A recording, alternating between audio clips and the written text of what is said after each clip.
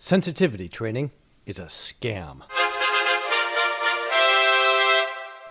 On Wednesday, August 23rd, the Ontario Superior Court of Justice Divisional Court dismissed Dr. Jordan B. Peterson's appeal against the College of Psychologists of Ontario, the CPO, which had accused him of unprofessional conduct and ordered him to undergo social media re-education or risk losing his license. He appealed the ruling, didn't he? He did. But he lost the appeal. He did. And now, with nothing else to do, he's got to go to re-education. But see, on the plus side of that is he's just like, y'all want to do this stuff in secret? I got like millions and millions and millions and millions of viewers on YouTube and TikTok and Twitter and all this other stuff. And guess what I'm going to do? I'm going to make sure that it's not done in secret. And I'm going to publicize everything. And when that happens, we're to know what we've always known, that re-education is a scam. It's like, I got 4 kids, and kids argue. They argue all the time. And one thing they always do, this tactic that they always go for, one kid says, "Oh, I want this," and the other one says, "You're an idiot." And then I always go to the one that said that and try to explain. What do you expect to happen when you call your sister an idiot? Do you expect her to say, "Oh, I guess you were right. Now that you put it that way, I'm going to change my mind and go with what you say"? Does it ever happen? Does it ever happen? And when you hector somebody and call them a racist or a transphobe or whatever, do you expect them to say, "Oh, well, now that you put it that way, I think I'm going to reconsider everything I believe and just go with what you say"? Right. So if someone calls me an idiot or says I'm stupid or like, Or a racist, for that matter. racist or whatever, I'm going to be like, screw you. I'm not. But if somebody sits down and talks with me, remember a few episodes ago we were talking about that guy who went and spoke with like Klansmen, and he converted over 50-something Klansmen to leave the KKK and like be like, holy shit, I've been a racist. Let me change my life. Right? Remember that guy we were talking about? Yeah. Right. Darryl Davis. Right. But see, he just showed the right way to do it. Right. It's about building relationships. But it's more than just building relationships. It's you have to make, if you want someone to believe in what you're talking about, you have to first come to their level so they can hear what you're saying. If I've got an IQ of 100 and you've got an IQ of 200 and you're over speaking with me with the fancy words and all this other crap, I'm never going to be able to hear you. Same thing with the emotions. You got to meet on the emotional level, which is something that Dr. Jordan Peterson has done. Millions and millions of people have talked about how he's changed their life, all for the better. It's insane. And to see the same organization that's been puffed up because of his work is going after him tells me a couple things. First, they're not done yet. He's not the first person they're going after. I mean, he's not the last. Oh, he's not the last, but they're coming. Second, we're showing how our freedoms can be limited in a society. Like you were saying off air. What did you tell me? You said a constitution is only as good as the people that enforce it. That's what you just said to me. Okay, you were telling me about how you didn't think it can happen in the United States because the United States has a First Amendment. And what I pointed out was Section 66 and 67 of the Constitution of North Korea. Guarantees all the same guarantees, freedom of speech, freedom of assembly, freedom to petition the government for grievances, that the United States Constitution guarantees. And if you think that you're going to have those freedoms for real in North Korea, that's just insane. But it's right there in the Constitution. And as I was saying, a Constitution is only as good as the people who are enforcing its provisions. Well, in North Korea, all you got to do is keep praising our Holy Father. Right. And if you have a Bible in North Korea, they will not only will they throw you into a labor camp, they'll throw your whole family in there too, just to make sure that the virus hasn't spread. But they still have freedom of speech and freedom of religion there. But of course. I tell you, and I look at it, though. But see, here's the thing, though. We're supposed to be a free country. Now, this ruling did not happen in America. It happened in Canada. Canada, on the other hand, their idea of free speech is a little different. They talk about it as long as it's within, what we consider the normal rules. That's what they want, right? And so the way they wrote it out is if you don't belong to an organization, right? And I'm not going to go into the exact wording right now, but if the way they wrote it out is that if you are not a part of an organization, you can basically say whatever you want.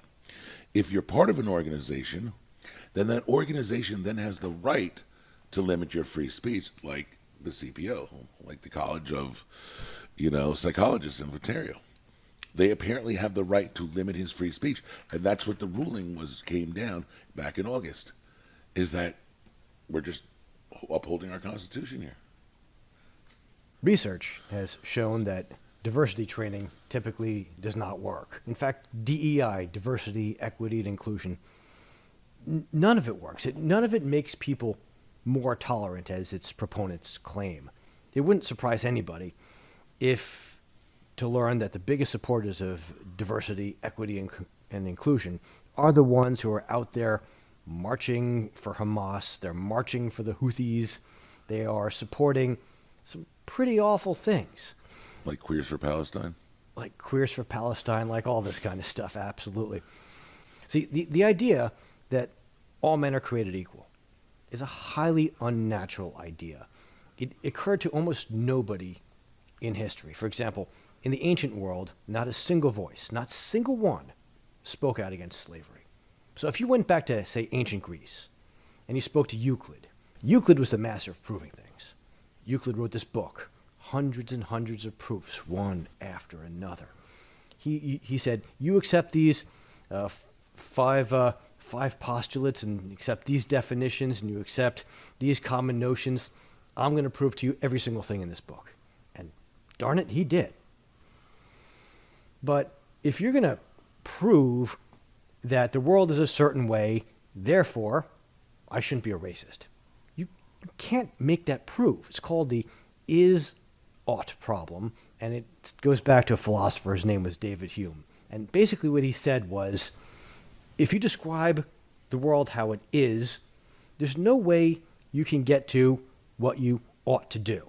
Now, personally, I believe that, I believe in the Bible, and I believe that all human beings are created in the image of God. And if I were to hate somebody on account of their race or other qualities, I would be hating an image of God.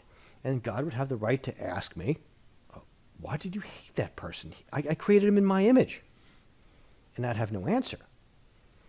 But if you don't believe in that proposition, and that if you don't believe in God, then it gets a lot more dicey why you shouldn't be a racist, because honestly, the is-ought problem doesn't give you an answer why you shouldn't be a murderer, because you can't get from is to ought.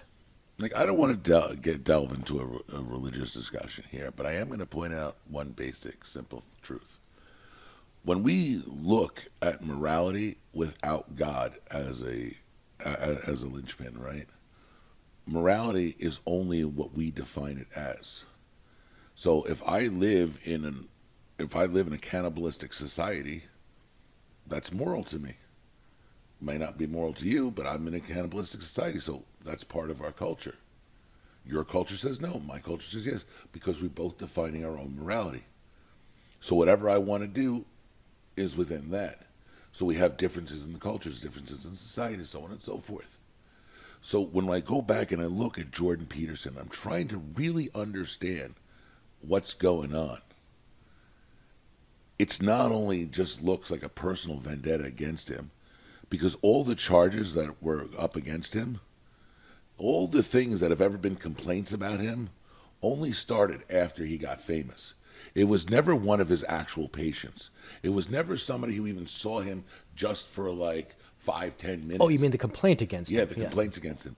It was the morality behind it was he's famous, I want to be famous too. If I attack him, that'll give me some fame or notoriety. The problem with that is that half the complaints against him were people who claimed to be his patients that he'd proved they weren't. And then what did they do? They kept him in there. Because again, they're choosing their own morality. You're saying, we'll accept this liar's accusation as a way to prove that he needs to be put into re-education. Well, if you're going to go back to the ancient Greeks, there's a famous quote in Thucydides, and he said, "The strong do what they can, and the weak suffer what they must." And that's exactly what's going on here. Once you take God out of the equation, that's all you're left with. The strong do what they can, and the weak He suffer also what they must. said might makes right. So Basically, it's another way of saying the same thing.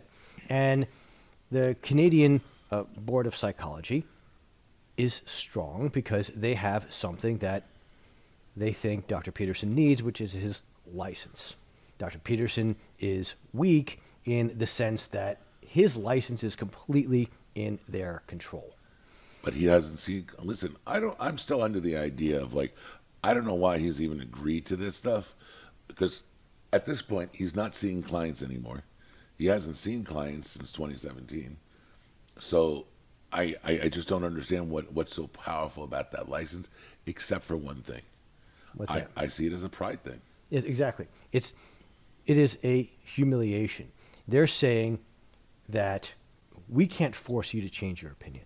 What we can do is humiliate you for holding it.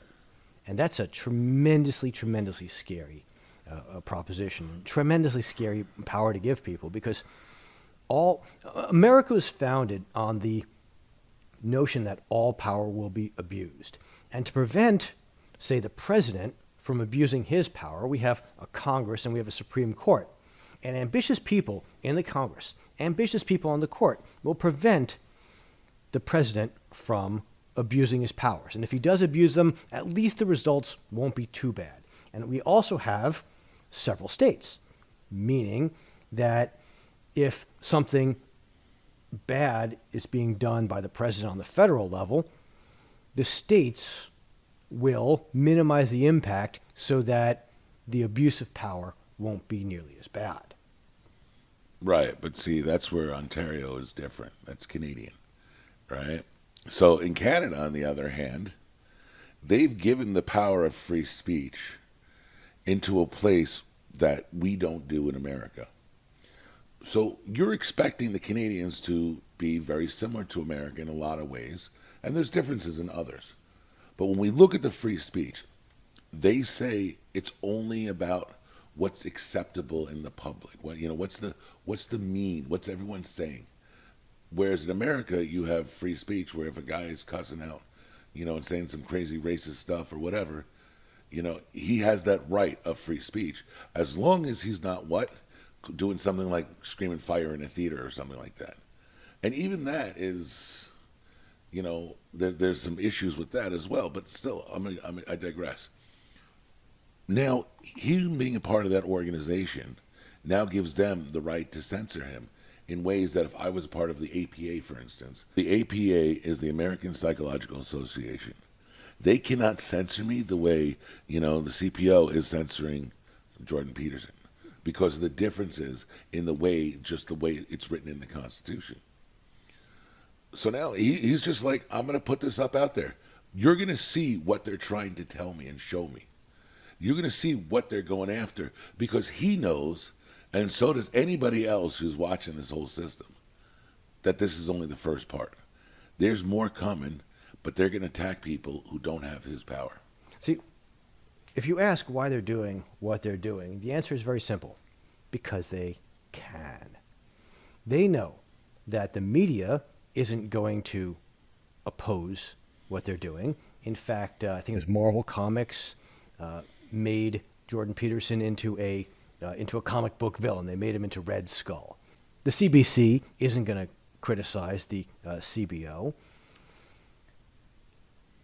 The courts haven't intervened. They know that they can get away with it. And as a result, they have unchecked power that's not checked by the courts, not checked by the media, not checked by anybody who we trusted to protect us from these kinds of injustices. But see, that scares me. to know that how quickly my freedoms can be taken away. That's the scariest thing about it. It's like, I supposedly have all these freedoms, but I'm going to find that justification to take it away. There are, as I said, that this is a ritual humiliation that they're putting them through. And there's a trend among neurotic suburban wine moms to go to a dinner with minorities and have those minorities tell them what racists there are. It's incredible that people pay thousands of dollars to have that experience, but that's what. But if they want to pay for that, that's fine and all. However, it's completely certain that forced diversity training cannot and therefore will not work. There are things that could work if you want to improve relations between different groups of people. People who study cultural intelligence. Now that's much different than diversity, equity, and inclusion. Cultural intelligence is studying what they call cultural value dimensions. You could approximately measure culture on various dimensions. For example, power distance. How much deference do you give people who have a lot of power? In America, you'd write to your professor, hey, Jim, I heard what you said in class today, and I kind of disagreed with it. What do you think? A student coming in from, say, China or Vietnam would say, dear esteemed Professor Jones, I know your time is very valuable, but it's a high power distance culture as compared to America, which is much lower in power distance. There are other cultural value dimensions, how individualist or how collectivist a culture is. These things have been studied by scholars, and you can reduce misunderstandings between people from different cultures by saying, hey, listen, they have a different way of looking at time than you do. So if they're late, they're not trying to insult you. They're not trying to ruin your day. They're going to be late, and they're going to be either late or not late, and it's nothing personal. And that might cause people to understand each other better. And you could tell the other person, hey, listen, this person comes from a culture where punctuality is very important. Please try to be on time as according to the clock. And you explain these things to people, and I believe that most people will do what it takes to get along with others. Another thing I think would work was something I'd call insensitivity training. Instead of training the insensitive to be sensitive to those around them, you could train the easily offended, the easily anxious by what other people do, not to be so sensitive. For example, the first time I had a client that I met in jail, I was appointed to the case. I went to the holding pen where he was. I spoke to him, and after that, I saw him being taken away in handcuffs. And that moment, it just hit me. This isn't a moot court in law school where where nothing's really happening. This is playing for keeps. And if I wasn't prepared to be there and accept the consequences of what was going on, if I wasn't insensitive to my feelings of anxiety of, wow, I'm really playing this game for real now, I would have functioned a lot less well. Imagine a surgeon cutting into human flesh for the first time. Again, they have to be insensitive to those feelings of anxiety because otherwise they're not going to perform correctly. And if we teach people to be insensitive to all those little things that worry them around the day, they're going to function better as human beings. If we're not going to teach that, we obviously are not trying to create people into more functional human beings. You know, when I was a kid, I remember we all used to say this phrase, sticks and stones may break my bones, but names will never hurt me. Right? We were like, I'm rubber, you're glue. yeah, whatever you say bounces off me and sticks back to you. Right? Exactly, yeah. Yeah. We remember that stuff. Well, why am I bringing it up? Because tell me where it's illegal to offend somebody. Tell me where. A university. Yeah, well, screw that shit. You know, I'm really curious. Like, what happens when we're offended? I'm offended. Yes, you are. Stop being a whiny little bitch and grow up. Because that's really what, people who scream, so I'm offended, I'm offended, I'm offended. Listen, I have seen people in political discussions talking about Biden versus Trump, right? I will see how offended and whiny people will get because they can't listen to somebody else's opinions who disagree with them. Like, it makes no sense. You got to grow up here. Being offended is like the worst thing in society today. No, it's not. People are dying. People are homeless. People are like losing their shit. The economy's failing. This is going on. That's going on. But I need to be sensitive to other people's needs and this and that, and I need to be this and that. No, don't. You know what? It's ridiculous because what they've now done is they're destroying what it means to be a therapist, what it means to be a psychologist, what it means to be a person who goes out and helps.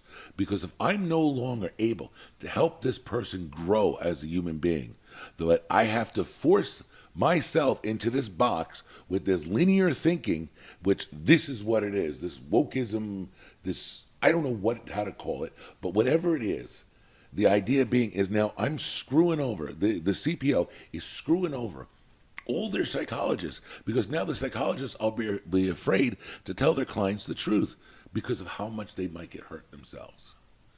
If you're constantly too anxious by what other people say, it can actually make your life more dangerous. Let me show you how. If one word here and there will just set you off, your emotions are not going to guide you the right way. I mean, there's sometimes you listen to people talking to each other, and they're using language in a way that really is abusive, that really shows that this is not leading anywhere good. And if you're in a relationship with a person who behaves that way, you really have to consider what your future is and terminate that relationship or change that relationship or whatever. Your fear, your annoyance, your anxiety, your anger should be a guide in those situations. This person is treating me abusively. It's unreasonable. It's punishment that I don't deserve. And he's inflicting it on me, or she's inflicting it on me. And to protect myself in the future, I am not going to stand for this. Those feelings that you have are very, very similar to, I'm offended because he gave me a microaggression or whatever. If you're getting so many false positives, then when it's like the boy who cried wolf. Your feelings are like the boy who cried wolf. If every single time you hear some little detail that makes you anxious, your anxiety is not going to serve as your guide. And your anxiety is there to protect you.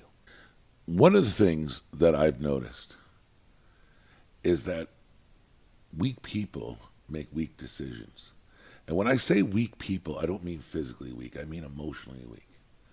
If we're bound to being held back by people who just can't grow as a human being, if our leaders who are the ones who have the power, are the ones who are traumatized, or the ones who are, hurt in some way, or guided by finances, or this, that, like if we corrupted people put in power, we're all screwed. Because corrupted people make decisions based on their corruptions. And that is a place that is very dangerous. One of the nastiest things about this sensitivity training is how manipulative it is. Because James Lindsay over at the New Discourses podcast, the New Discourses website, he talks about how the woke use ordinary sounding language in ways that are strange to the average people, and is meant to confuse them into accepting the cultural Marxist agenda. The way they use, for example, inclusion. It doesn't mean a welcoming space for everybody. What it means is a space that has been contoured to include things outside the hegemonic view. In other words, inclusion means including communists. Diversity, for example. It doesn't mean having a lot of different things, people with different skill sets. We're going to have a carpenter and an engineer and an accountant and a lawyer. It's not That's not what diversity means. It means they're diverse against cultural hegemony. In other words, people uniting against the way things are. In other words, communism. And this particular worldview, this cultural Marxist worldview, if you want to call it that, I call it smarty pantsism, because it's like having a bunch of smarty pants decide how the world's going to be. And you better frickin' listen. You better frickin' do what I say, because utopia will result if you do what I tell you. And the world's going to go to hell in a handbasket if you're not what I want you to be. Because communism was like that. National Socialism in Germany in the 1930s and 40s was like that. It's smarty pantsism. Because if you say this is essentially Marxist thinking, people will quibble with you. People will say, oh, Marx said this about economics, blah, blah, blah. But what all these things have in common is it's smarty pantsism. We're going to turn control of society over to people who just know better than everyone else. They're the philosopher kings or whatever, and you better do what they say. And not only is it a way of getting power, but for people who run these diversity trainings, it's a very lucrative gig. Corporations, for example, don't want to get sued for discrimination. In America, if you're sued for discrimination, it's basically you got to prove that you're not discriminating. So one of the ways they prove that they're not discriminating is by hiring the sensitivity trainers. So it's a very lucrative gig. But where do they get their education from? That's what I'm curious, because I keep hearing about he's going to go through re-education, social media experts, sensitivity training, all these kinds of things. And I'm like, okay, so where's their training? It's all a bunch of theory. That's the whole thing. It's a bunch of smarty pants got together. They decided how the world works, and the world works by the strong oppressing the weak, and therefore the weak have to go up and make revolution and conquer the strong and establish utopia. Essentially, that's what it says. And once that utopia is established, humanity will be fundamentally different. But where's the proof? I mean, I'm very curious about this. Like, where is the proof that this works? If I have trauma, and I want to go to a therapist who practices EMDR, right? What do I have? What does that therapist have to have first? They have to have years of training as a therapist, then more training to become an EMDR specialist.